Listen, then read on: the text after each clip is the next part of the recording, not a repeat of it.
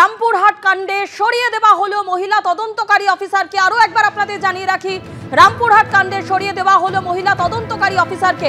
বিস্তারিত জানতে কথা বলবো আমাদের প্রতিনিধি ভাস্কর মুখোপাধ্যায়ের সঙ্গে।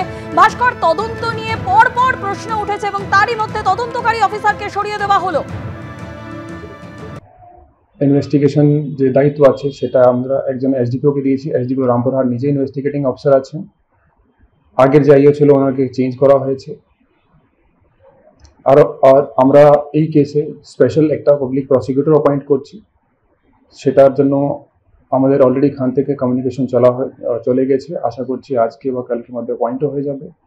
ইনভেস্টিগেশন থেকেও উনি আমাদের ইনভেস্টিগেশন সঙ্গেই যুক্ত থাকবেন, আমাদেরকে গাইডও করবেন।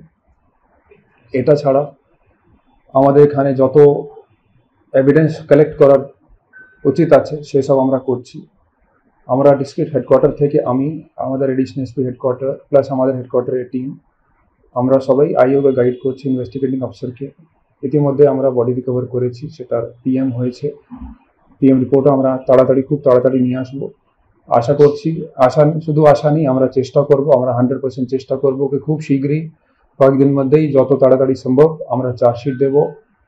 আমরা চেষ্টা করব যত তাড়াতাড়ি সম্ভব, এক মাস একদম মধ্যেই আমরা চেষ্টা করব কি এই যে দোষী আছে একে সাজা আমরা করাবই। এই এত একটা গ্রিভিয়াসে যে ক্রাইম করেছে এখানে চরম শাস্তি হওয়া উচিত।